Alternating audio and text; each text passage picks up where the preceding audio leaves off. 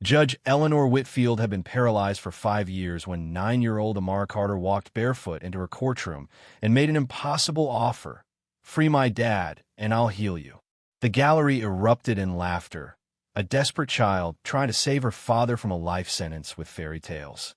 But when Amara's fingers brushed Eleanor's wheelchair, dead nerves sparked for the first time since the accident nobody talked about, and suddenly the judge understood. This wasn't just about David Carter's innocence or a little girl's gift. This was about brake lines cut on purpose, Graham Kincaid's empire of lies, and the dangerous truth that healing and justice were about to collide in ways that would bring the whole corrupt system crashing down.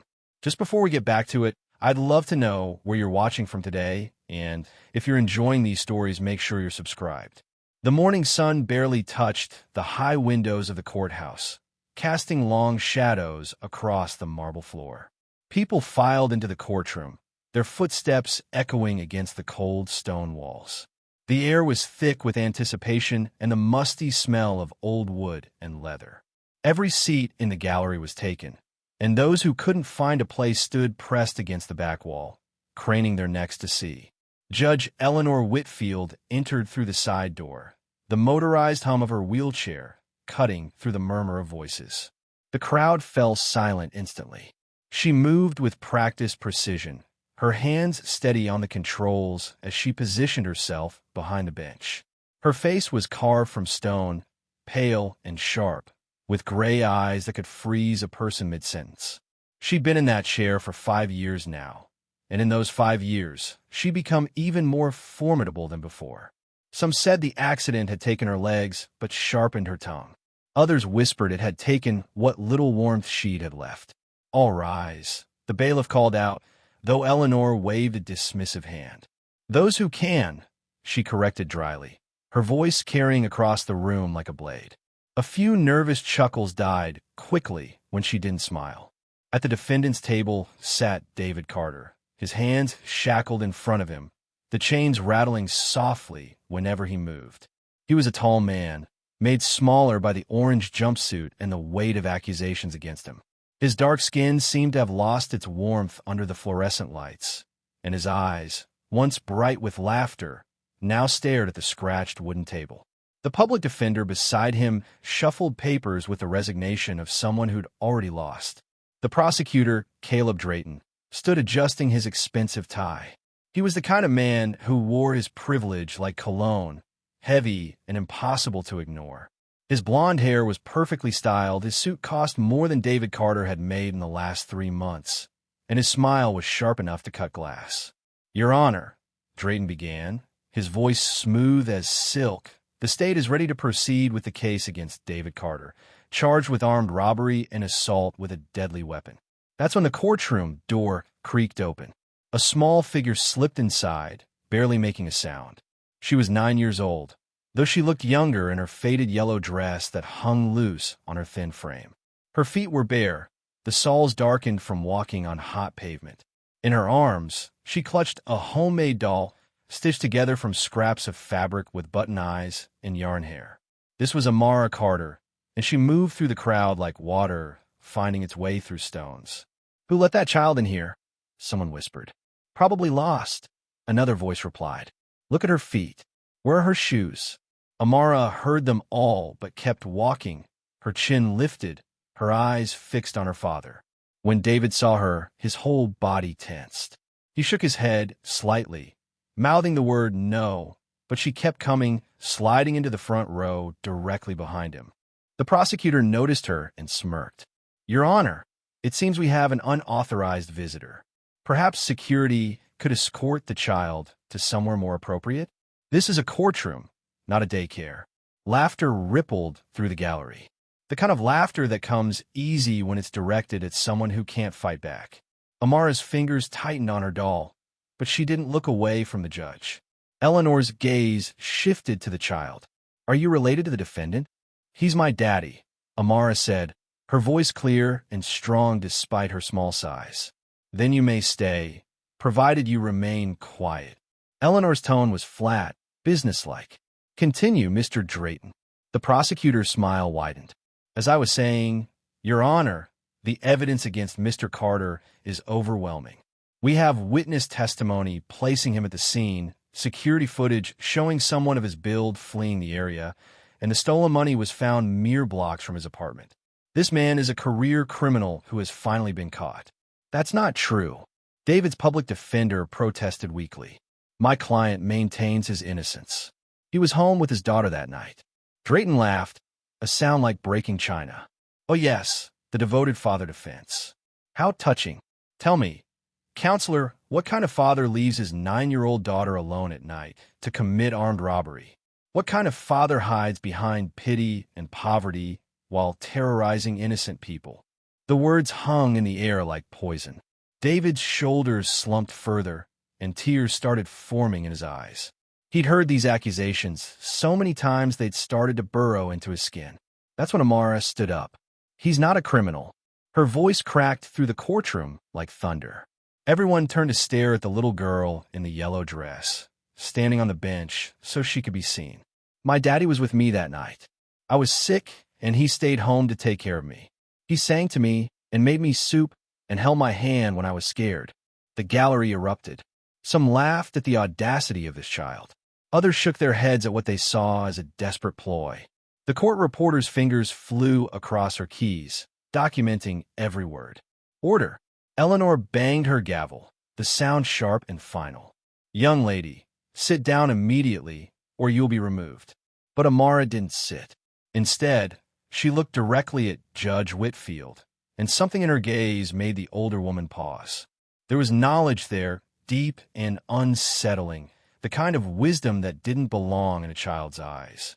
You're in that chair because you're hurt, Amara said, her voice dropping to almost a whisper that somehow carried throughout the silent courtroom. You've been hurt for a long time, not just your legs. Everything hurts.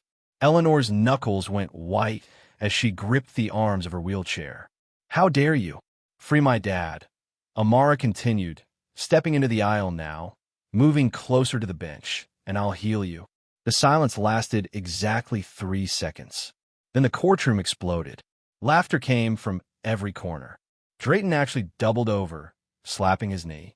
Did that child just claim she can heal paralysis? Your Honor, this is absolutely rich. What's next? Water and a wine. Someone's been watching too much TV.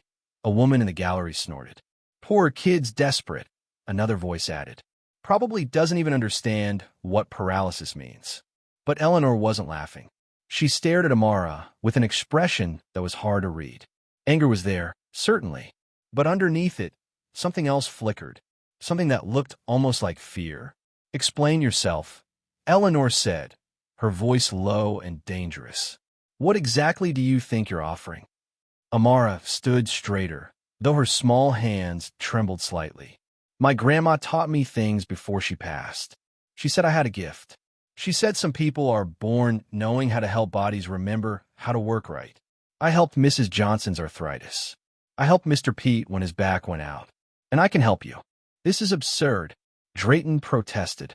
Your Honor, we're wasting valuable court time on the fantasies of a child. I motioned to have her removed immediately. I asked her a question, Mr. Drayton. Eleanor snapped. I'll decide when court time is being wasted. She leaned forward slightly in her chair, studying Amara with those cold gray eyes. You're suggesting that if I dismiss the charges against your father, you'll somehow cure my paralysis? Is that what you're telling me? I'm saying I know something no one else does, Amara replied, her voice gaining strength. The doctors told you it was permanent, didn't they? They said the nerves were too damaged, that you'd never walk again. But they're wrong. Your body wants to heal. It just forgot how. I can help it remember. The public defender grabbed David's shoulder as he tried to stand. Amara, please, David called out, his voice breaking. Please, baby, just go home. This isn't helping. I'm not leaving you, Daddy, she said without turning around. Not like everyone else did.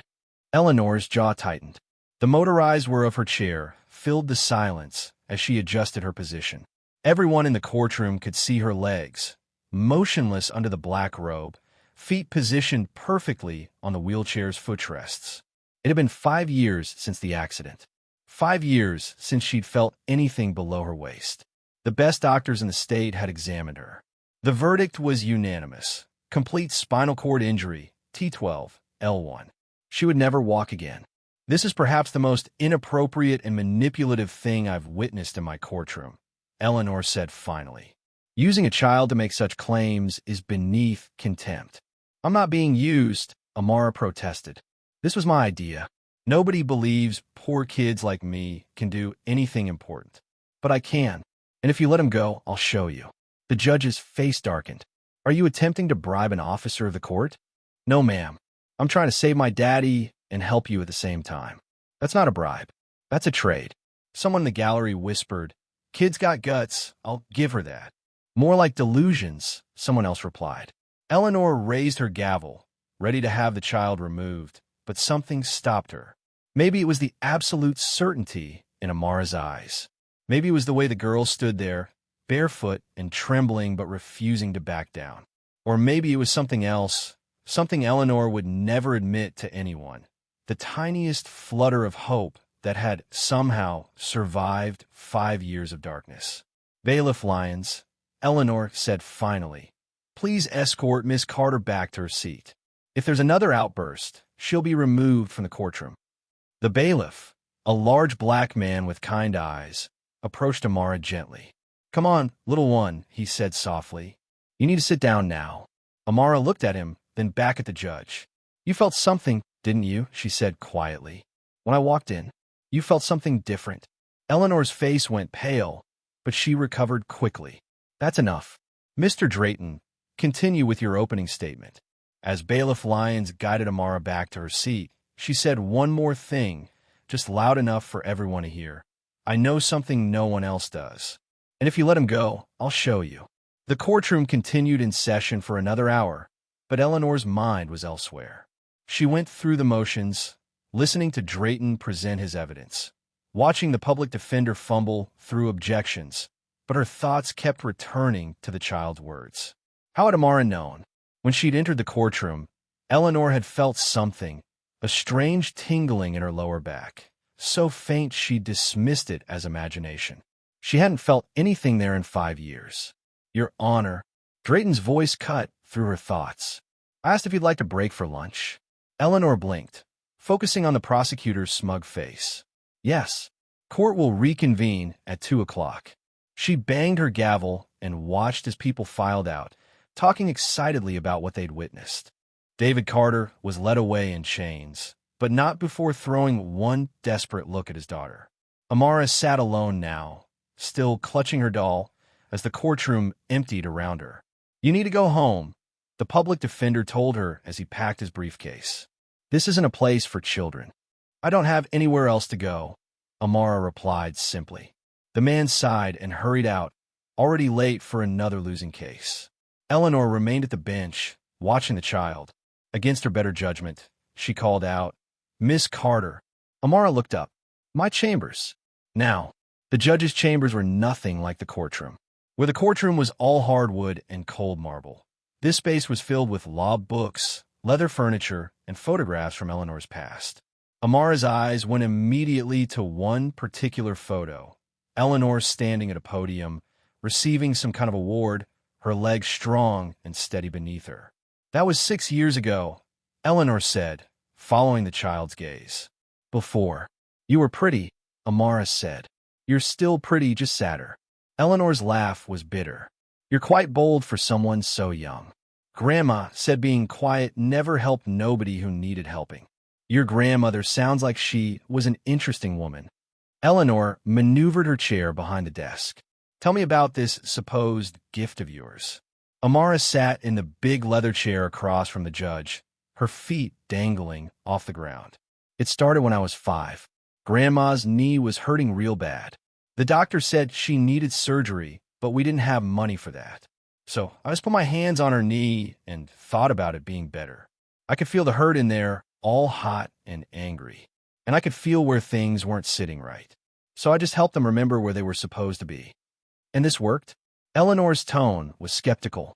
Grandma walked without pain for 3 more years, until she passed from her heart giving out. Amara's voice got quiet. I couldn't fix her heart. Some things are too broken. But legs? Legs want to work. They remember running and dancing and standing tall. They just need help remembering sometimes. Eleanor shifted in her chair, uncomfortable with the direction of the conversation. What you're suggesting is medically impossible. So was flying until somebody did it, Amara countered. So was talking to somebody on the other side of the world until somebody figured out phones. Those are technologies based on science. What you're describing is magic. Amara shook her head. It's not magic.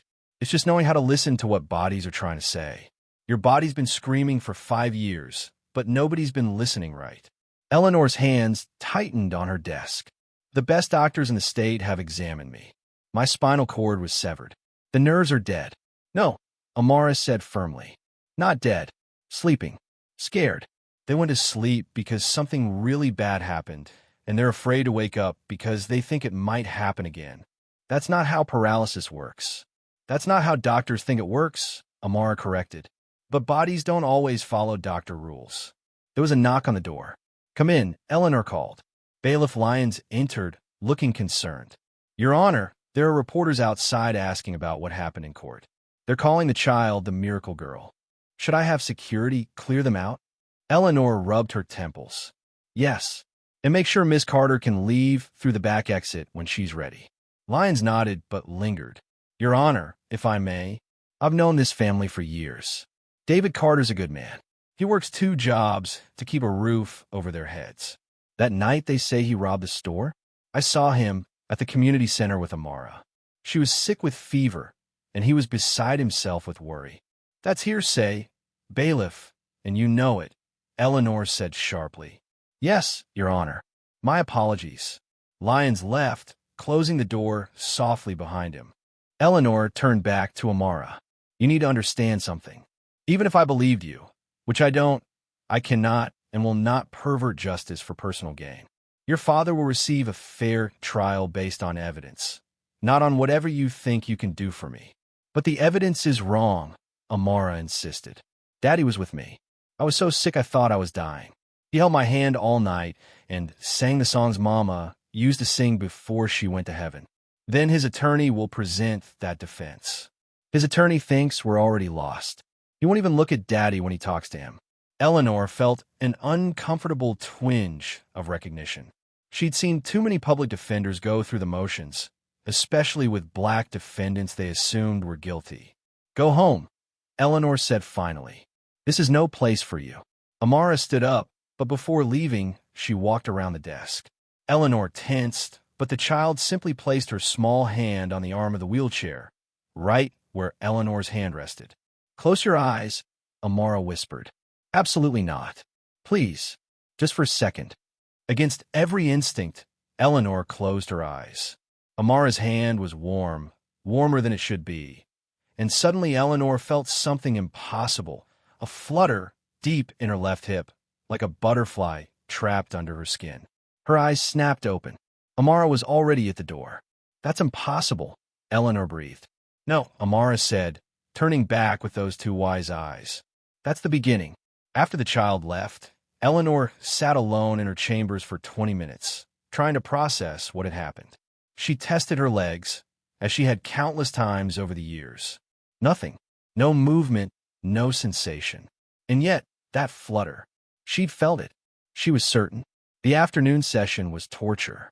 Eleanor found herself hyper-aware of her lower body, searching for any sensation, any sign that what she'd felt was real. Drayton continued presenting evidence, each piece seemingly damning. Security footage of someone in a hoodie matching David's build. Testimony from a witness who claimed to have seen David running from the scene. The recovered money found in a dumpster near David's apartment building. Through it all, Amara sat in the gallery, her presence like a small sun that Eleanor couldn't help but orbit around mentally. The child never fidgeted, never looked away. She just sat there, holding her doll, watching everything with those impossible eyes. During a break, Eleanor overheard 2 clerks gossiping by the water fountain. Did you hear about Judge Whitfield's accident? One whispered. My cousin works at the hospital. She says there were rumors about the other car, that it wasn't really an accident. Shut up, the other hissed. You want to lose your job? Nobody talks about that. I'm just saying, it's weird how the investigation got shut down so fast. And then that settlement that nobody's supposed to know about. They noticed Eleanor approaching in her chair and scattered like startled birds. That evening, Eleanor went home to her empty house, a sprawling colonial that had been built for a woman who could climb stairs. She'd had an elevator installed after the accident, but she rarely went to the second floor anymore. Too many memories of running up those steps, dancing in the hallway, all the things she'd taken for granted. She transferred herself from the wheelchair to her bed, a process she'd perfected over the years, but which still felt like a defeat every single time. As she lay there in the dark, she found herself thinking about Amara's words. Your body wants to heal. It just forgot how. Medically, it was nonsense. The MRI results were clear. The damage was permanent. And yet, Eleanor reached under the covers and touched her legs. They were thinner now, muscle atrophy despite regular physical therapy. She concentrated, trying to will them to move, as she had every night for 5 years. Nothing. But then, just as she was about to give up, she felt it again. That flutter, this time in her right foot. So faint she might have imagined it, except her big toe twitched. Eleanor gasped, throwing off the covers, staring at her feet in the moonlight streaming through the window. She concentrated harder, pouring every ounce of will into that toe. It moved again. Just barely, just a millimeter, but it moved. Oh my God, she whispered to the empty room. Oh my God. She tried to move it again, but nothing happened. Whatever window had opened was closed again, but had been real. After 5 years of absolute nothing, something had changed. Eleanor didn't sleep that night. She lay awake thinking about Amara Carter, about David Carter sitting in his cell, about the witness testimony that suddenly seemed less certain, about security footage that showed a build but not a face, about money found near an apartment building where hundreds of people lived. She thought about justice and mercy and the difference between law and truth. But mostly, she thought about that tiny movement in her toe and what it might mean if a barefoot child in a yellow dress actually could do the impossible. The next morning, Eleanor arrived at the courthouse early. She went straight to the evidence room and pulled the case files for David Carter. She spread them across a table, examining each piece with fresh eyes. The timeline was tight, almost too tight. According to the prosecution, David had left his apartment, walked 12 blocks to the store, robbed it at gunpoint, fled the scene, hidden the money, and returned home, all within a 45-minute window. It was possible, but only if everything went perfectly. No delays, no hesitation, no getting lost in the dark. And David would have had to leave his sick daughter alone, something that, according to everyone who knew him, he would never do. Eleanor was so absorbed in the files, she didn't hear Bailiff Lyons enter until he cleared his throat. Your Honor? Court convenes in 30 minutes. She looked up, and Lyons must have seen something in her expression because he stepped closer. Your Honor, if I may speak freely? Eleanor nodded. That little girl, Amara. I've seen a lot of desperate families in my 20 years here. I've seen them lie, beg, throw themselves on the court's mercy. But I've never seen anything like what she did yesterday. That wasn't desperation. That was certainty. You believe her? Eleanor asked carefully. I believe she believes, Lyons replied. And sometimes that's enough to make things happen that shouldn't be possible. He left Eleanor alone with her thoughts and the case files that suddenly seemed full of holes she hadn't wanted to see before. Eleanor hadn't slept properly in 3 nights. Each evening, after the courthouse emptied and the city grew quiet, she'd lie in bed testing her legs, searching for that flutter, that tiny movement that had shattered everything she thought she knew about her condition. Sometimes it was there, a twitch in her toe, a flutter in her calf. Other times, nothing. The inconsistency was maddening. The courtroom was packed again for the morning session. Word had spread about the miracle girl, and reporters filled the back rows, their cameras and notebooks ready. Eleanor could feel their eyes on her as she wheeled herself to the bench, wondering if they could see the exhaustion she was trying to hide. David Carter looked worse than before. 3 days in county lockup had left shadows under his eyes, and his orange jumpsuit hung looser on his frame. When Amara entered, still in that same yellow dress, still barefoot, his face crumpled with a mixture of love and anguish. "All rise," Bailiff Lyons called, and the room rustled to attention. Prosecutor Drayton stood, his confidence unshaken by the growing circus. "Your Honor, the state would like to present additional evidence recovered from the defendant's apartment." As Drayton spoke, detailing items found during the search, a hoodie similar to the one in the security footage, shoes with traces of glass that could have come from the store's broken door. Eleanor found herself watching Amara. The child sat perfectly still, but her eyes were focused intently on Eleanor's legs beneath the bench. Suddenly, Eleanor felt it, stronger than before, a warm pulse traveling down her right thigh, like blood returning to a limb that had been asleep. She gripped the arms of her wheelchair, trying not to react visibly. "You felt it, didn't you?" The voice was small but clear. Amara had stood up, interrupting Drayton mid-sentence. The prosecutor spun around. "Your Honor, this is the second time this child has disrupted proceedings. I demand she be removed." "Sit down, Miss Carter," Eleanor said, but her voice lacked its usual sharp edge. "You felt it just now?" Amara continued, taking a step forward. "It's getting stronger. Your body wants to remember. It's trying so hard." The reporters scribbled frantically. The gallery buzzed with whispers. "Bailiff Lyons," Eleanor said, "please." "I can prove it," Amara interrupted. "Let me prove it right here, right now. Not on you. Someone else. Someone who's hurting." Eleanor should have had the child removed. Should have held her in contempt. Should have done anything except what she did next. "Oh," she heard herself asking. Amara turned to Bailiff Lyons. "Your wrist. You've been hiding it, but it's been hurting for weeks. Probably sprained it catching someone who fell." Lyons looked stunned. He'd indeed hurt his wrist 3 weeks ago when an elderly defendant had stumbled, but he hadn't reported it, not wanting to take time off. "How did you?" he began. "Let me help," Amara said simply. "Please." The courtroom held its breath. Eleanor knew she should stop this, but something, curiosity, desperation, hope, kept her silent. Lyons looked at Eleanor, who gave the slightest nod. He stepped forward, extending his right arm. The wrist was slightly swollen, though he'd hidden it well under his uniform sleeve. Amara took his large hand in both of her small ones. She closed her eyes, humming something under her breath. An old spiritual, Eleanor realized, something about healing waters. Her fingers moved along his wrist, pressing gently, finding spots that made Lyons wince. "There," she whispered. "Right there, it got twisted wrong. The little bones forgot how to sit next to each other nice." She massaged in small circles, still humming, and the courtroom watched in absolute silence. Even Drayton seemed frozen, his mouth slightly open. After maybe 2 minutes, Amara stepped back. "Try it now." Lyons flexed his wrist. His eyes widened.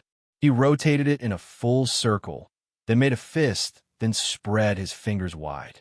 "The pain," he said, voice full of wonder. "It's gone. Completely gone."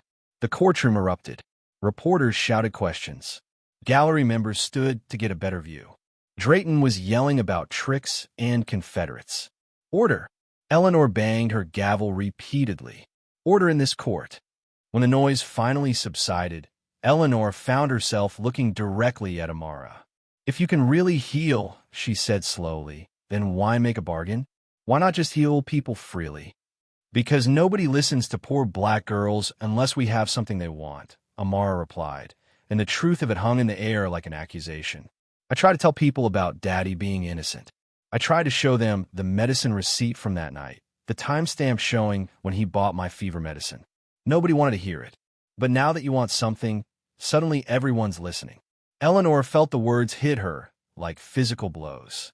She dismissed this child initially, just as she dismissed so many others who didn't fit her idea of credibility. "Your Honor," Drayton interjected, his face red with frustration, "this is turning into a circus. That was clearly a rehearsed trick. The bailiff is obviously in on it. I demand—" "You demand nothing in my courtroom, Mr. Drayton," Eleanor snapped. "Bailiff Lyons, you're dismissed for the day. Have yourself examined by a physician. I want a medical report on my desk by tomorrow morning." "Yes, Your Honor." Lyons flexed his healed wrist once more, still looking amazed, and left. Eleanor turned back to Amara. Miss Carter approached the bench. The child walked forward, her bare feet silent on the wooden floor. When she was close enough that only Eleanor could hear, she whispered, "Tonight. Come to my apartment tonight. Let me show you what's possible when someone believes." Eleanor should have said no, should have cited ethical violations, impropriety, the 1,000 reasons why a judge shouldn't meet privately with a defendant's family member. Instead, she found herself memorizing the address Amara whispered. That evening, Eleanor sat in her car outside a rundown apartment building on the east side of town.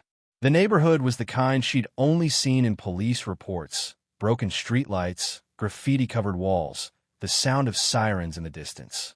Her driver, a court-appointed officer, looked nervous. "Your Honor, are you sure about this?"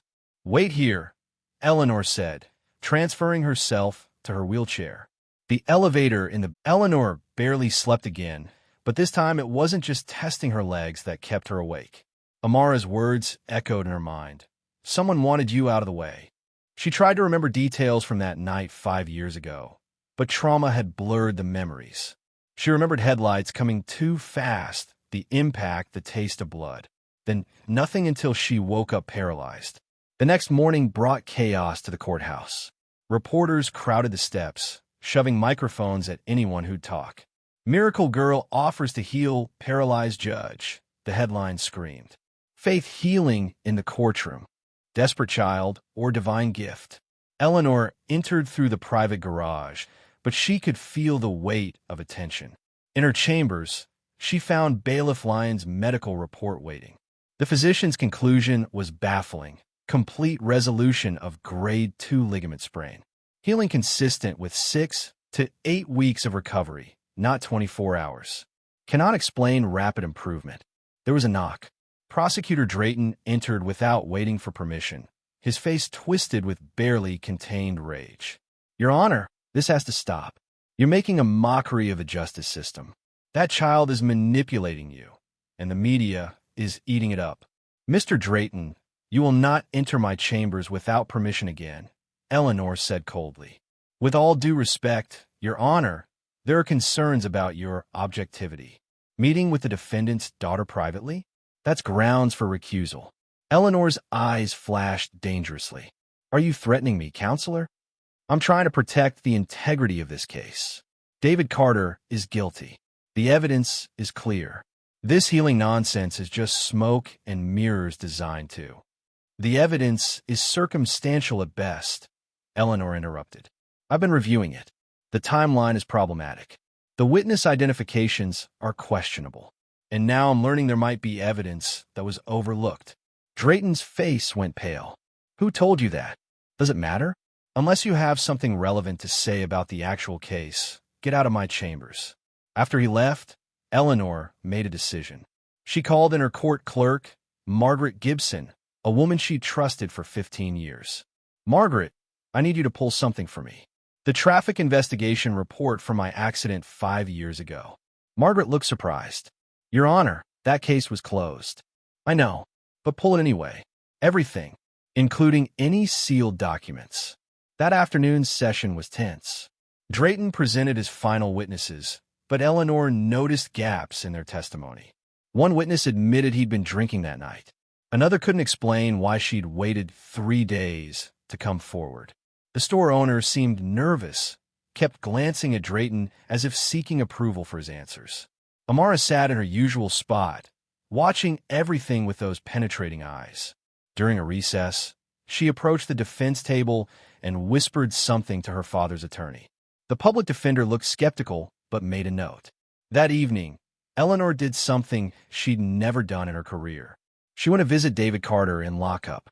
He was surprised to see her, standing quickly in his cell. "Your Honor, I don't think—" "Sit down, Mr. Carter. This is off the record. I need to ask you something." David sat on the narrow bench, his hands clasped tightly. "Your daughter says you heard something about my accident. Tell me." David looked uncomfortable. "Your Honor, jail talk isn't reliable." "Tell me anyway." He sighed. "There's an inmate here, Tommy Brennan. He used to work for Graham Kincaid, the developer. He gets drunk and talks about things he did for money. One night, he said something about a judge who wouldn't play ball, how they had to get creative. Said something about brake lines. Eleanor's hands tightened on her wheelchair arms. Graham Kincaid. She'd ruled against him in a major development case just 2 weeks before her accident. He'd wanted to demolish low-income housing to build luxury condos. She'd sided with the residents. There's more, David continued. Tommy said they're doing it again, setting someone up to take a fall for something they didn't do. He laughed about it, said poor black folks make easy targets because juries convict on less evidence. Did he mention any names? David met her eyes. Mine, Your Honor. He mentioned mine. Eleanor left the jail with her mind racing. If this was true, if Kincaid had orchestrated her accident and was now framing David Carter, then this case was about something much bigger than one robbery. She called Margaret from her car. I need everything we have on Graham Kincaid. Every case, every ruling, everything. Your Honor, Mr. Kincaid is a major donor to... I don't care if he's donated to God himself. Give me those files.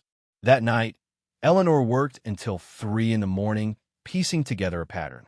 Graham Kincaid's development company had been involved in 7 cases over the past 6 years. In 5 of them, something had happened to key figures who opposed him. A city councilman had a heart attack. A community organizer's house burned down. A witness recanted testimony after his son was arrested on drug charges that were later dropped. And then there was Eleanor's accident. The sealed traffic report, which she'd finally gotten access to, mentioned a black SUV seen leaving the area. The same type of vehicle Kincaid's security team used. But the investigation had been closed within days, labeled an accident. Eleanor was so absorbed she almost didn't notice her legs. They were tingling, both of them, all the way to her hips. She looked down and concentrated. Her right foot moved, then her left. Then, incredibly, her right knee bent slightly. She grabbed her phone and called Amara. It was late, but the child answered immediately. It's happening, isn't it? Amara said without preamble. The healing's speeding up because you're letting go of the guilt. How do you know these things? I just do. Same way I knew Daddy was innocent. Same way I know you're in danger now. What do you mean? There was a man watching our apartment today, and another one followed you to the jail. They know you're looking into things. Eleanor felt a chill. Amara, you and your father could be in danger. I should. We've been in danger our whole lives, Amara said matter-of-factly. Being poor and black is dangerous. But now we got something we didn't have before. What's that? You're starting to believe. Not just in the healing, but in the truth. The next morning, Eleanor entered the courtroom differently. Instead of her usual motorized wheelchair, she was in a manual one, pushing herself. It was harder, but she wanted to feel the strength building in her arms, wanted to be ready for what was coming. Drayton noticed immediately. His eyes narrowed as he watched her transfer from the wheelchair to the bench chair with more ease than she'd shown in years. Your Honor, he began, I'd like to request a medical evaluation. Your condition seems to be changing, and it might be affecting your judgment. Request denied, Eleanor said flatly. Present your closing arguments, counselor. But before Drayton could begin, the public defender stood. Your Honor, I'd like to present new evidence that's just come to my attention. Objection, Drayton shouted. Discovery is closed. This evidence was deliberately hidden. The public defender continued, gaining confidence. I have a receipt from Parker's Pharmacy, time-stamped 8:47 p.m. on the night of the robbery. It shows David Carter purchasing children's fever medication. The robbery occurred at 8:52 p.m., 12 blocks away. It would be physically impossible for him to be in both places. The courtroom buzzed. Drayton's face went red. That receipt could be forged. I also have security footage from the pharmacy, the public defender continued. Clear footage showing Mr. Carter with his daughter at the time of the robbery. Eleanor leaned forward. Why wasn't this presented earlier? The pharmacy owner, Mr. Parker, says someone from the prosecutor's office told him the footage wasn't relevant and took the original. He kept a backup copy. All eyes turned to Drayton, who was stammering about irregularities and chain of custody. There's more, the public defender said. I found 3 other witnesses who saw Mr. Carter at the pharmacy that night. They were never interviewed by the police. Eleanor felt something shift in her legs, not just physically, but something deeper. The truth was coming out, just as Amara had said it would. And with each revelation, she felt stronger. "Mr. Drayton," Eleanor said, her voice carrying the full weight of her authority, "I'm ordering an immediate investigation into prosecutorial misconduct. This case is suspended pending review." "You can't do this," Drayton exploded. "You're being manipulated by that child. This is all her doing." "No," Eleanor said, and for the first time in 5 years, she pressed down with her feet, feeling the pressure against the floor. "This is justice doing what it should have done from the beginning, finding the truth." That evening, Eleanor's phone rang. The caller ID was blocked. Judge Whitfield, a smooth voice said, "Graham Kincaid here. I heard you've been looking into ancient history. That's not healthy, especially for someone in your condition." "Is that a threat, Mr. Kincaid?" "It's a reminder that accidents happen, sometimes twice to the same person, or to people they care about, like helpful little girls who don't know when to mind their own business." The line went dead. Eleanor immediately called Bailiff Lyons. "I need you to put a protective detail on the Carter family." Quietly.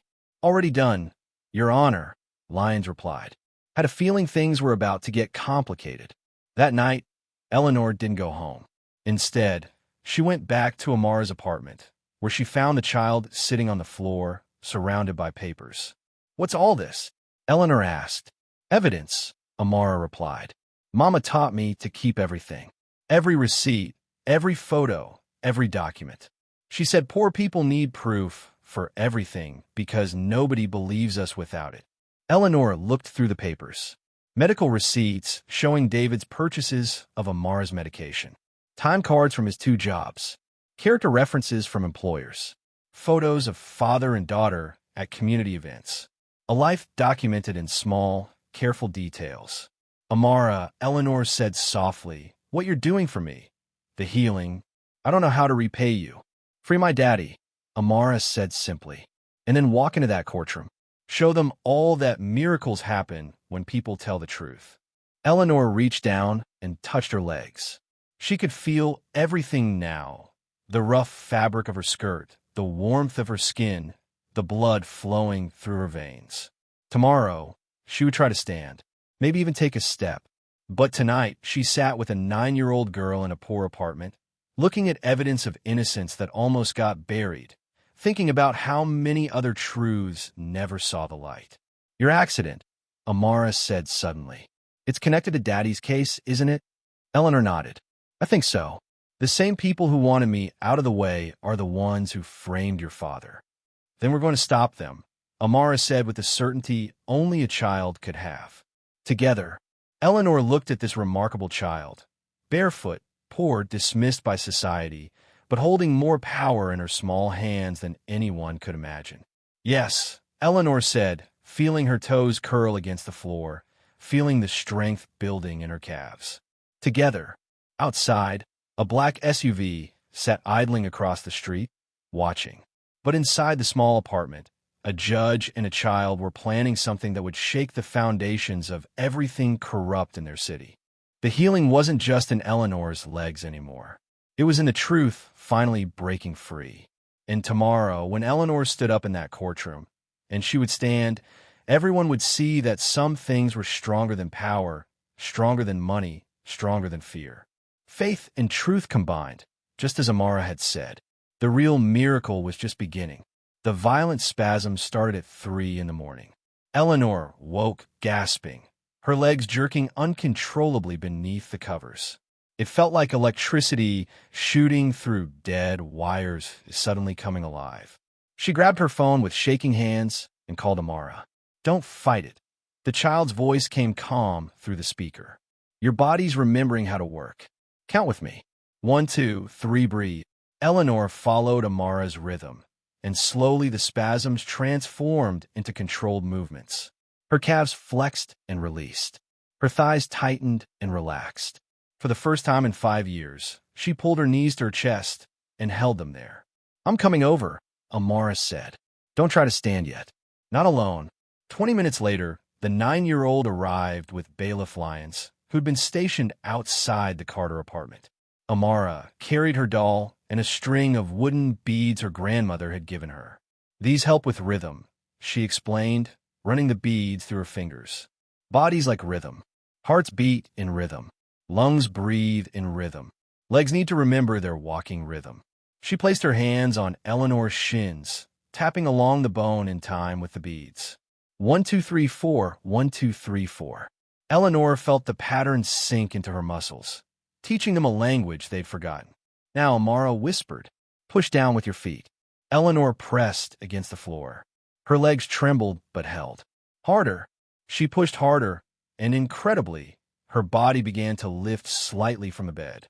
"That's it," Amara encouraged. "Your legs remember being strong. They remember holding you up." By dawn, Eleanor could stand for 10 seconds while holding the bedpost. It wasn't much, but it was everything. At the courthouse, Eleanor met privately with defense attorney Renee Alvarez. The public defender from before had requested to be removed from the case, claiming health issues, though everyone knew he'd been pressured. Alvarez was different, sharp, fearless, and most importantly, she believed in David's innocence. "Your Honor," Alvarez said, "I need you to authorize a bail reduction. David needs to be with his daughter. And frankly, he's safer out of that jail. 3 inmates have already approached him with threats." Eleanor knew she was walking a tightrope. "If I reduce bail significantly, Drayton will scream bias. But you're right about the danger. I'll reduce it to a reasonable amount with conditions. Electronic monitoring, daily check-ins. Can the community raise $20,000? "Already done." Alvarez smiled. "The church took up a collection. People believe in David, and they believe in Amara." As Eleanor signed the order, Alvarez added, "There's something else. My investigator found a gap in the evidence chain. 2 hours where the stolen money was logged with an unlisted courier before it supposedly appeared near David's building. Who was the courier? That's the thing. There's no name. Just a signature that looks like JK, and guess who has those initials on Kincaid's security team? Jake Kellerman." Eleanor breathed. She knew him. He'd been in her courtroom once for assault charges that mysteriously disappeared. That afternoon, court reporter Margaret Gibson pulled Eleanor aside. "Your Honor, I've been going through old footage from the courthouse security system. Look at this." On Margaret's laptop, grainy footage showed the night of the robbery. A black SUV in the courthouse parking lot. The same license plate that appeared near Eleanor's accident 5 years ago. And getting out of the driver's seat, Jake Kellerman. "He was here that night," Margaret whispered. 40 minutes before the robbery. And look, she zoomed in on the passenger seat. A hoodie was visible, the same type David supposedly wore. "They planned it," Eleanor said quietly. "They planned all of it. There's more. Remember that traffic cam footage from your accident that got sealed? I found a copy in the backup archives. Someone forgot to delete it from the old server." Eleanor watched the footage with growing horror. Her car, driving normally. The black SUV following. Then, at a red light, someone getting out of the SUV and doing something near her rear wheel. The image was too grainy to see clearly, but the implication was obvious. "We need to get this to the FBI," Margaret said. "Not yet," Eleanor replied. "Kincaid has connections everywhere. We need more." That evening, Eleanor was in her chambers when Drayton stormed in, his face purple with rage. "You reduced bail? You're letting that criminal walk free. Mr. Drayton, you're out of line. No, you're out of line. You're being played by that little con artist. She's got you believing in fairy tales while a guilty man goes free. The evidence says otherwise." Drayton leaned over her desk, his voice dropping to a hiss. "You don't know who you're messing with. Kincaid owns half this city. He could destroy you. He already tried that once," Eleanor said coldly. Drayton's face went white. "I don't know what you're talking about." "I think you do. I think you know exactly what happened 5 years ago. And I think you know David Carter is innocent." Before Drayton could respond, Eleanor's legs spasmed again. But this time, she used it. She pressed her feet against the floor and pushed herself up from the wheelchair, gripping the desk for support. She stood there, trembling but upright, meeting Drayton eye to eye for the first time in 5 years. "Get out of my chambers," she said quietly. "And if you threaten me or the Carter family again, I'll have you arrested." Drayton backed away, his face cycling through shock, fear, and rage. This isn't over. After he left, Eleanor collapsed back in her chair, exhausted but exhilarated. She'd actually stood up to him, literally and figuratively. Her phone buzzed. A text from Amara. "Daddy's coming home." An hour later, Eleanor watched from her window as David Carter walked out of the jail, scooping Amara into his arms. The child buried her face in his shoulder, and Eleanor could see her small body shaking with sobs of relief. The community had gathered, neighbors, church members, even some strangers who'd been following the story. They surrounded the reunited family with love and protection. But across the street, that black SUV was watching. That night, someone hacked into Eleanor's wheelchair. She'd returned to chambers to retrieve some files when the chair suddenly lurched forward, spinning toward the stairwell. The joystick wasn't responding. The chair accelerated, heading straight for the open stairs. "Help!" Eleanor screamed, but the building was empty. Just before the chair reached the stairs, small hands grabbed the power cable and yanked it out. Amara stood there, breathing hard. "How did you know?" Eleanor gasped. "I felt it," Amara said simply. "Felt something wrong. Aunt Layla drove me here fast as she could." Eleanor's laptop screen was flashing. Someone had remotely accessed her chair's controls. The warning message showed an IP address that, when traced later, would lead to Kincaid Tower. "They're getting desperate," Amara said. "That means we're close to something." The next morning brought a new crisis. Child Protective Services showed up at the Carter apartment, claiming they'd received reports of child endangerment and exploitation of a minor for fraudulent purposes. Aunt Layla, a force of nature in her own right, stood in the doorway like a guardian angel. "You're not taking this child nowhere. I've got emergency custody papers right here, signed by Judge Whitfield herself." The social workers retreated, but everyone knew they'd be back. At the courthouse, Eleanor made a decision. She called a press conference, something she'd never done in her career. "I want to address the rumors and speculation surrounding the Carter case," she began, looking directly at the cameras. "There have been attempts to intimidate witnesses, suppress evidence, and pervert the course of justice. I will not allow this to continue." She took a breath, then did something that shocked everyone. She stood up from her wheelchair. Her legs shook, and she gripped the podium, but she stood. Gasps and camera flashes filled the room. 5 years ago, I was paralyzed in what was labeled an accident. I now have evidence it was deliberate sabotage. The same people responsible for that are now attempting to frame an innocent man. This corruption ends now. She took one step, then another. 2 halting, trembling steps, but steps nonetheless. "The healing you're witnessing," she continued, "is not magic or fraud. It's the result of treatment from someone who understood that my paralysis was partly psychological, trauma-induced. The body can forget how to work when a mind believes it's broken beyond repair. Sometimes it takes a child's faith to remind us that healing is possible." The press conference exploded into chaos, but Eleanor had said what she needed to say. The hashtag miracle or manipulation was trending within an hour. News vans surrounded the courthouse. Talk shows debated whether Eleanor had lost her mind or uncovered a massive conspiracy. Some called Amara a saint. Others called her a charlatan. Graham Kincaid's public relations machine went into overdrive. Suddenly, stories appeared about Eleanor's mental instability after her accident. Anonymous sources claimed she'd been taking experimental drugs. A former colleague, who owed Kincaid money, went on television to say Eleanor had always been prone to conspiracy theories. But for every attack, there was a counterpoint. The pharmacy owner, Mr. Parker, gave an interview detailing how the prosecutor's office had tried to suppress his evidence. Bailiff Lyons, his healed wrist on display, testified to what he'd witnessed. Other people came forward. People Amara had helped over the years, quiet healings that had never made headlines. The recusal hearing was scheduled for the next morning.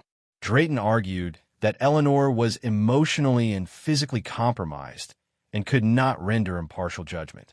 Eleanor's response was to walk into the courtroom, not in her wheelchair, but walking, using a cane for support, but walking nonetheless.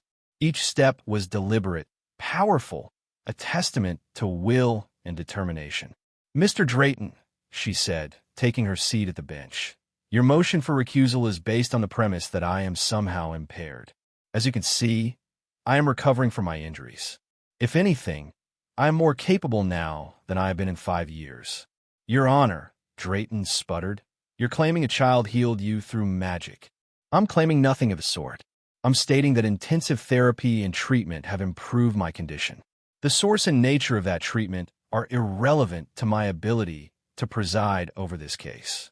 Renee Alvarez stood. "Your Honor, I'd like to present evidence relevant to this hearing." She produced the traffic cam footage, the pharmacy surveillance, the courier logs with the missing hours and sworn affidavits from 3 inmates who'd heard Jake Kellerman bragging about setting up another one for the boss. "This isn't about Judge Whitfield's fitness," Alvarez continued. "This is about Mr. Drayton's desperation to hide prosecutorial misconduct and conspiracy to pervert justice." The hearing was interrupted by commotion outside. Through the windows, they could see protesters gathering. Some carried signs saying "Justice for David," others "Miracles are real." But there was an uglier element too. People shouting about fraud and manipulation.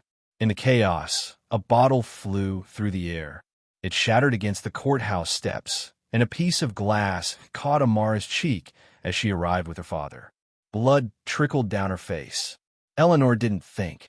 She stood from the bench, walked down the aisle, faster now, steadier, and went outside. She placed herself between Amara and the angry crowd. "You want a target?" she said, her voice carrying across the plaza. "Here I am, the judge who couldn't walk for 5 years. Look at me now. If this is fraud, it's the most elaborate fraud in history. If it's manipulation, then I'm the fool. But I'm standing here, and David Carter is innocent, and anyone who wants to deny either of those truths will have to go through me." The crowd went silent. Cameras captured everything. The paralyzed judge standing protectively over a bleeding child, the culmination of a story that had captured the city's attention. That afternoon, Dr. Tessa Morrow from the Rehabilitation Hospital examined Eleanor at the court's request. Her findings were clinical, objective, and stunning. "Judge Whitfield shows measurably improved nerve conduction," she reported. "Voluntary muscle control has returned to previously paralyzed areas. While I cannot explain the rapid improvement, the changes are medically documented and real." She showed before and after scans. The differences were undeniable. "Could this be psychological?" someone asked. "Some paralysis can have psychological components, particularly after trauma," Dr. Morrow explained. If Judge Whitfield's paralysis was partly conversion disorder, a psychological condition where emotional trauma manifests as physical symptoms, then appropriate treatment could indeed produce rapid improvement. "And the child? Amara Carter?" Dr. Morrow chose her words carefully. "I've observed Miss Carter's techniques. She uses rhythm, pressure points, and what appears to be a form of biofeedback therapy. Combined with the psychological impact of belief and hope, it's not impossible that she could facilitate healing in certain conditions." Meanwhile, IT contractor Owen Pike was having a crisis of conscience. He'd been paid to alter server logs, to make it look like evidence had been properly cataloged when it hadn't. But seeing Amara's bloodied face on the news, seeing David Carter hugging his daughter, something broke in him. He called Renee Alvarez. "I need protection, and then I'll tell you everything." His testimony was damning. He named names, provided digital trails, showed exactly how the evidence had been manipulated. The conspiracy went deeper than anyone imagined. Not just Kincaid and Drayton, but 2 judges, 3 police officers, and a network of fixers who made problems disappear for the right price. That evening, Drayton made one last desperate move. He went to Kincaid Tower, and security footage showed him leaving with a slim briefcase. By morning, the district attorney's office announced a catastrophic hard drive failure that had destroyed key electronic records. But Margaret Gibson had anticipated this. She'd been backing up everything to multiple secure servers. 20 years of watching corrupt people taught me one thing, she told Eleanor. Always keep copies. The state attorney general's office announced they were taking over the case. Drayton was suspended pending investigation. A special prosecutor was appointed, someone with no ties to Kincaid or the local power structure. Eleanor requested one more medical examination, this time in public. In the courthouse rehab facility, with cameras rolling, she demonstrated her recovery. She walked the length of parallel bars without holding on. She climbed 3 steps. She stood on one leg for 10 seconds. 6 weeks ago, I couldn't move my toes, she said to the cameras. The medical establishment said I would never walk again. But sometimes healing comes from unexpected places. Sometimes it takes a child's faith to show us what's possible. Amara was there, the cut on her cheek bandaged. She watched with those wise eyes as Eleanor took step after step. "Ow," a reporter asked Amara. "How did you know you could help her?" "Same way I know my daddy's innocent," Amara replied. "Some things you just feel in your bones. Truth and healing, they're connected. You can't have one without the other." That night, Kincaid made his move. The black SUV that had been watching pulled up to the Carter apartment. 3 men got out, but they hadn't counted on the community being ready. Neighbors poured out of their apartments. Aunt Layla stood on the stoop with a baseball bat. The church deacon appeared with his phone, live streaming everything. "You want these people," someone shouted. "You got to go through all of us." The men retreated, but everyone knew this wasn't over. Eleanor worked through the night, preparing orders. Search warrants for Kincaid Tower. Arrest warrants for Jay Kellerman and the other fixers. Subpoenas for financial records that would show the money trail. At 3 in the morning, her phone rang. It was David Carter. "Your Honor, I'm sorry to call so late, but Amara wanted me to tell you something. She says tomorrow's going to be the hardest day. She says you're going to have to choose between being safe and being right." "I already chose," Eleanor said. "She knew you'd say that. She also said to wear comfortable shoes. You're going to be doing a lot of walking." The next morning, Eleanor arrived at the courthouse to find it surrounded.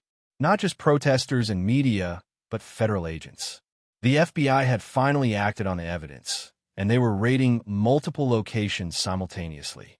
Drayton was arrested coming out of his house, still in his pajamas. Jay Kellerman was caught trying to flee the state. And Graham Kincaid was taken from his office in handcuffs, his famous smile finally wiped from his face. In the courtroom, with the special prosecutor present, Eleanor made her ruling. Based on the evidence presented, including newly discovered evidence that was deliberately suppressed, I find that there is no credible case against David Carter. The prosecution has failed to meet even the minimum burden of proof. More than that, it's clear that Mr. Carter was deliberately targeted and framed as part of a larger criminal conspiracy. She stood from the bench, no wheelchair in sight, and walked to the center of the courtroom. "Mr. Carter, please rise." David stood, Amara beside him holding his hand. "The court offers its profound apologies for what you've endured. The charges against you are dismissed with prejudice. You are free, and your record will be expunged." The courtroom erupted in cheers. David fell to his knees, sobbing, pulling Amara into his arms. Eleanor watched them, feeling her own eyes burn with tears she'd held back for 5 years. But Amara broke free from her father's embrace and walked to Eleanor. She took the judge's hands in her small ones. "The healing's not done," she said quietly. "Your body's better, but your heart's still hurt. That takes longer to fix." "I know," Eleanor whispered back. "That's okay," Amara smiled. "We got time now." As the courtroom celebrated, as cameras flashed and reporters shouted questions, Eleanor looked down at this remarkable child. In 6 weeks, Amara had done more than heal her legs. She'd exposed corruption, freed her innocent father, and reminded an entire city that miracles were possible when truth and justice aligned. Eleanor took a step, then another, walking steadily now toward the courtroom doors. Behind her, she heard Amara's voice, clear and strong. Sometimes healing means standing up. Sometimes it means walking forward. But always, it means telling the truth. The doors opened, and Eleanor walked through them into a future she'd thought impossible. Each step a testament to the power of faith, truth, and a barefoot girl who refused to give up. The subpoenas went out like arrows finding their targets. Eleanor signed each one herself, her hand steady, her signature bold. State marshals served warrants at Kincaid Tower at dawn, seizing computers, files, and locked safes that Graham Kincaid had thought untouchable. The data room on the 15th floor, where the real business happened, was stripped bare by federal agents who knew exactly what they were looking for. Eleanor stood in her office, watching the news coverage on her laptop. She was using a single crutch now, more for balance than support. Her legs grew stronger each day, but she knew the real test was coming. Kincaid wouldn't go down without a fight. The evidence from the seized servers was damning.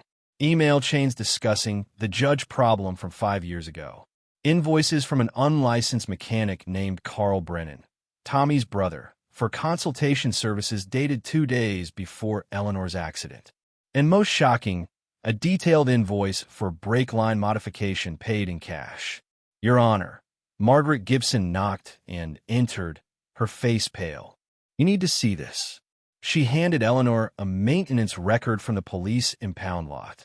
Eleanor's wrecked car from 5 years ago. Someone had signed it out for disposal just 3 days after the accident, before the investigation was complete. The signature belonged to Detective Ray Morrison, who just happened to be Kincaid's golf buddy. They destroyed the evidence. Eleanor breathed. Not all of it, Margaret said with a small smile. Remember how I said I keep copies of everything? I had a friend at the impound lot. He took photos of your car before it was destroyed. Look, the photos showed clear tool marks on the brake lines. Clean cuts, not wear or accident damage. Eleanor felt her legs tremble, not from weakness, but from rage. They tried to kill her, then destroyed the evidence, then let her live as a paralyzed reminder of what happened to those who opposed them. That afternoon, the special counsel approached David Carter with an offer. We can make this all go away quickly, the lawyer said. Accept a plea for time served on a lesser charge, and you walk away today. No trial, no more danger, just freedom. David looked at Amara, who was sitting beside him in the courthouse conference room. His daughter's face was calm, but her eyes were fierce. My daughter didn't fight this hard for halfway justice, David said, echoing what his child had taught him about standing firm. I want my name cleared completely. I want the truth on record. The special counsel nodded with respect. Then we'll need your help. Will you testify about what you heard in jail? About Tommy Brennan's confessions? Yes, David said firmly. All of it. That evening, Eleanor was reviewing case files when Drayton appeared in her office doorway. Out on bail, his expensive suit replaced with jeans and desperation. He looked like a different man. We need to talk, he said.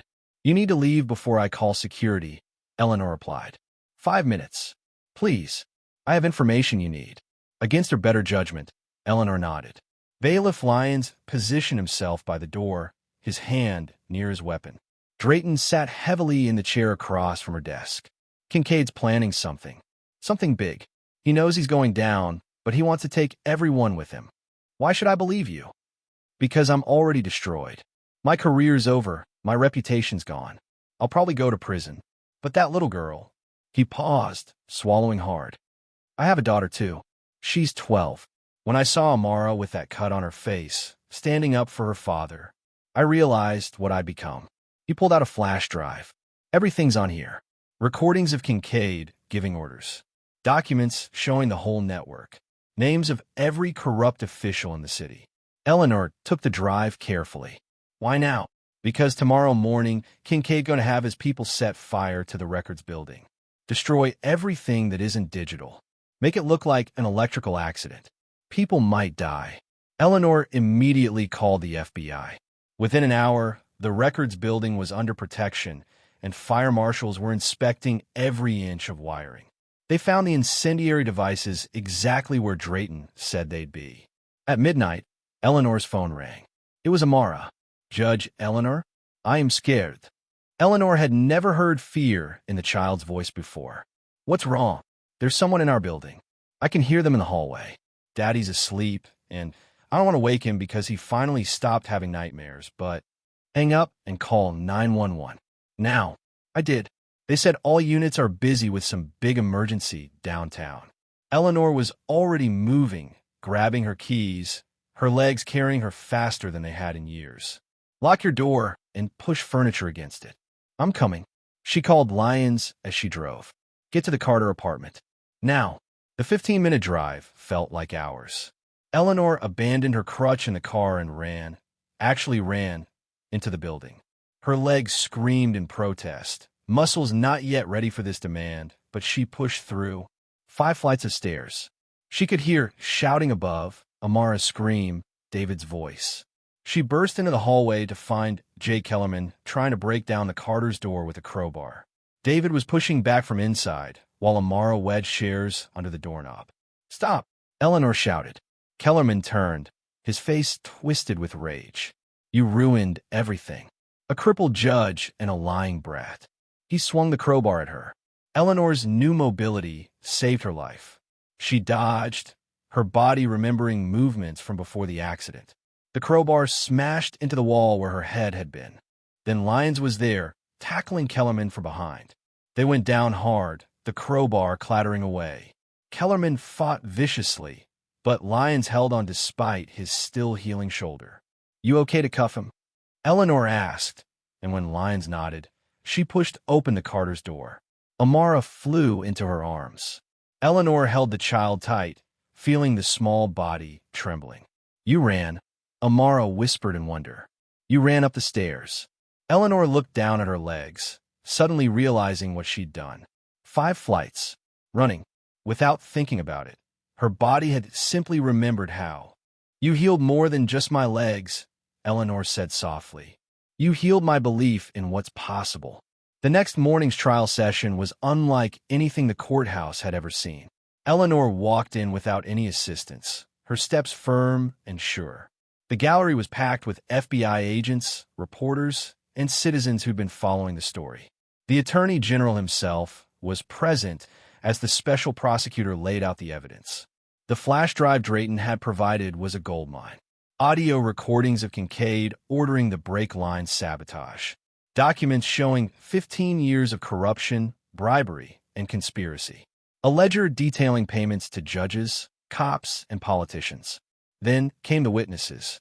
Carl Brennan, the mechanic, pale and shaking, testified about cutting Eleanor's brake lines. Kincaid's guy said make it look like wear. Said the judge needed to learn about consequences. Tommy Brennan, brought from prison in shackles, confirmed everything. "We framed at least 12 people over the years. Poor folks mostly, black folks especially." Kincaid said they were easy targets because juries convict on less evidence. But the most powerful testimony came from David Carter. "I spent weeks in jail for something I didn't do," he said, his voice steady. "I watched my daughter beg for my freedom. I saw her bleed, trying to protect me. But what hurt most was knowing this happens every day to people who don't have an Amara to fight for them." He looked directly at Kincaid, who sat at the defendant's table where David had once been. "You took everything from people who had almost nothing. You destroyed families. You perverted justice. But you didn't count on one thing, a 9-year-old girl who wouldn't give up." The prosecutor presented one final piece of evidence. Security footage from 5 years ago, recovered from a backup server Kincaid didn't know existed. It showed him in the parking garage, talking to Carl Brennan, pointing at Eleanor's car, handing over an envelope of cash. The jury was sent to deliberate. They were back in 90 minutes. Guilty on all counts. As Kincaid was led away in handcuffs, he passed Eleanor. "You think you've won? I own people you haven't even discovered yet. Then we'll find them," Eleanor replied calmly. "Justice is patient." But the day wasn't over. During the lunch recess, a fire alarm shrieked through the building. Smoke poured from a maintenance panel, not the records room, but the courthouse itself. Strobes flashed, and people ran for exits in chaos. In the confusion, Eleanor realized Amara was missing.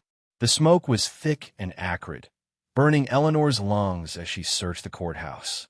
Emergency lights strobed, creating a disorienting maze of shadows and harsh flashes.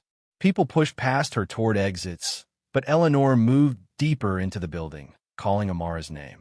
She found the child in a mechanical room on the 2nd floor, a mop handle jammed through the door latch from outside.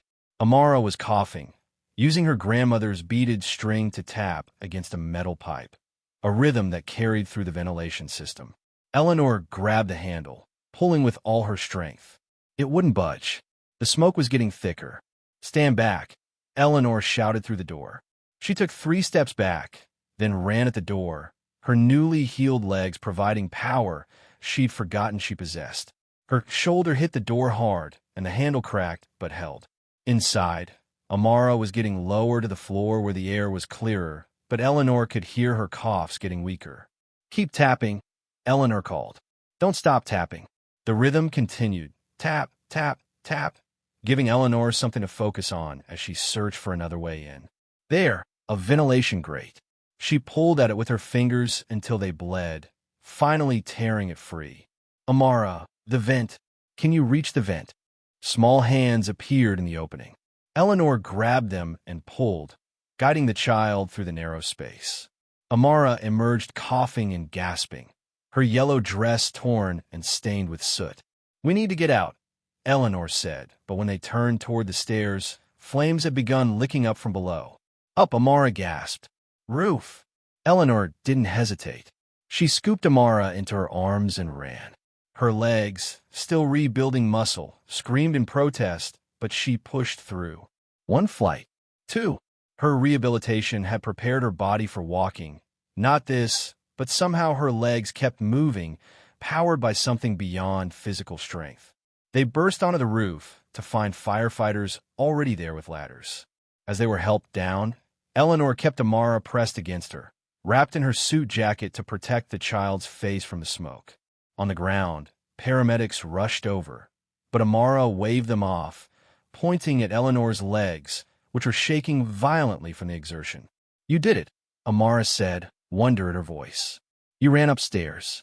You carried me. Your legs remembered how to be a hero."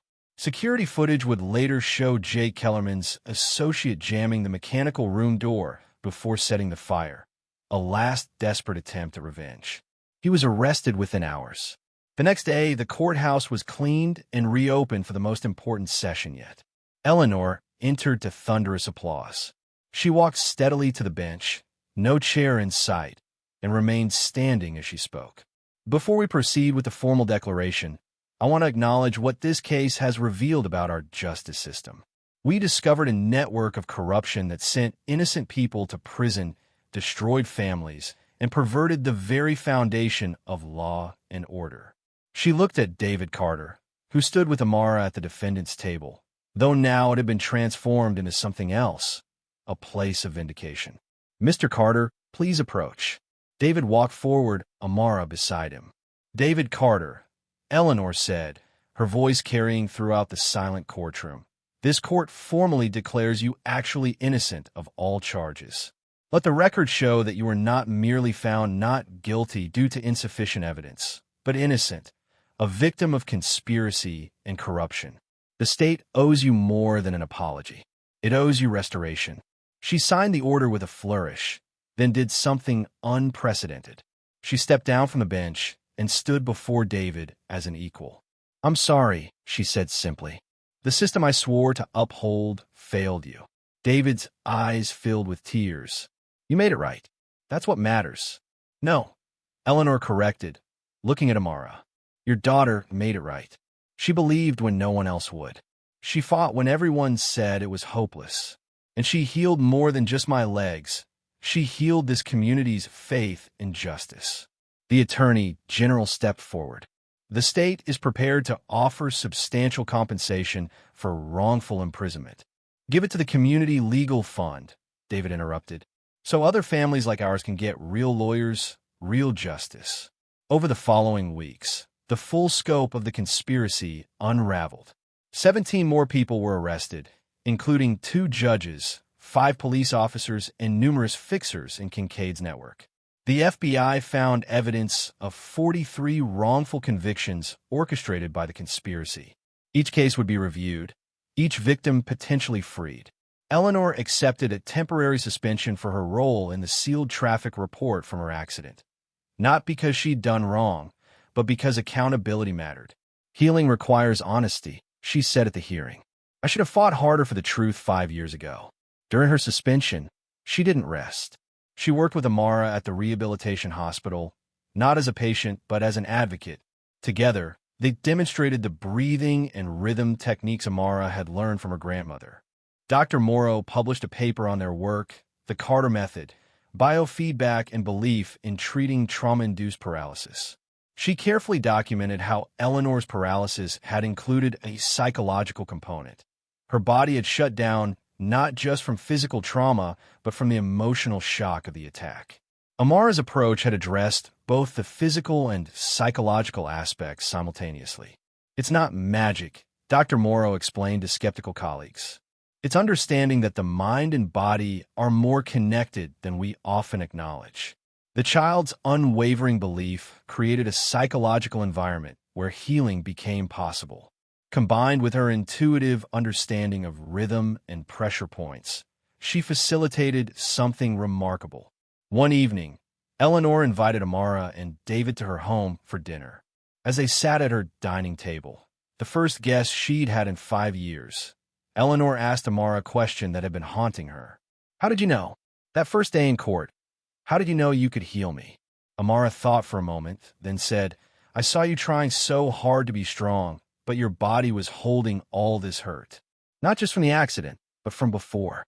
From being alone. From being afraid. I could feel it calling out for help, even though you wouldn't say it with words. And you just knew what to do. Grandma taught me to listen. Not with my ears, but with everything. Bodies tell stories if you know how to hear them. Yours was telling a story about being broken on purpose, about someone wanting you to stay hurt. Once I knew that story, I knew how to help write a different ending." Eleanor felt tears on her cheeks. "Thank you. Thank you for believing," Amara replied. "Most grown-ups don't." Weeks turned to months. Eleanor returned to the bench, walking stronger each day. She instituted new policies requiring additional scrutiny of evidence in cases involving defendants who couldn't afford private attorneys. She created a review board for old cases that might have been tainted by corruption. David completed his nursing degree, his record expunged, and his reputation restored. He got a job at the very hospital where Dr. Morrow worked, specializing in trauma recovery. His experience, he said, made him understand patients' fear and hope in ways textbooks never could. Amara continued to help people, but quietly, without fanfare. She worked with Dr. Morrow to document her techniques, ensuring they could be taught to others. "Healing shouldn't depend on one person," she said with wisdom beyond her years. "It should be something everyone can learn." The day Kincaid was sentenced to 30 years in federal prison, Eleanor stood in her courtroom, looking at the packed gallery. Many of the faces were familiar now. People who'd been wrongfully convicted, families reunited, community members who'd stood together against corruption. "Justice isn't just about punishment," she said. "It's about restoration. It's about communities standing together. It's about believing that truth matters, even when lies seem more powerful." She looked at Amara, who sat in the front row in a new blue dress, though still barefoot by choice. Sometimes it takes a child to remind us what courage looks like. Sometimes it takes falling down to learn how to stand. And sometimes it takes a miracle to show us that miracles are just truth refusing to stay hidden. The courtroom was being renovated, and Eleanor had insisted on one addition. Beneath the seal of justice, a small brass plaque was installed. It read, "Justice is the movement of truth, dedicated to all who stand for others when standing seems impossible." At the dedication ceremony, Eleanor invited Amara to strike the judge's gavel for the first time. The 9-year-old stood on a box to reach the bench, raised the gavel high, and brought it down with authority. The sound rang out clear and true, not an ending, but a beginning. As people filed out into the afternoon sun, Eleanor walked beside David and Amara. Her steps were sure now, each one a small victory over those who tried to break her. "What now?" David asked, watching his daughter skip ahead. "Now we make sure this never happens again," Eleanor replied. "We've exposed the corruption here, but Amara was right. This happens everywhere, to people who don't have someone to fight for them." "That's a big fight," David said. Eleanor smiled, watching Amara turn back to wave at them, sunlight catching in her bright eyes. "Good thing we got a secret weapon." "What's that?" "A little girl who believes in impossible things and makes them possible." They walked on together, a judge, a father, and a barefoot child who'd brought down an empire of corruption with nothing but faith, truth, and the unshakable belief that healing and justice were two sides of the same coin. In the years that would follow, the Carter case would be studied in law schools as an example of systemic corruption exposed by unlikely heroes. But for those who lived it, it would always be the story of a 9-year-old girl who looked at a paralyzed judge and saw not what was broken, but what could be healed. And in a world that often seemed too cynical for miracles, that was perhaps the greatest healing of all. The courtroom doors closed behind them, but the work continued. Other cities called, asking Eleanor to review suspicious cases. Amara's techniques were being studied and taught. David helped other wrongfully accused navigate the system. The ripples spread outward, touching lives they'd never know. Justice, like healing, had learned to walk again. What would you sacrifice to expose the truth? And would you believe in the impossible if a child's faith was the only evidence you had? If this story of justice and healing moved you, hit that like button and subscribe for more powerful stories that remind us miracles still happen when courage meets truth.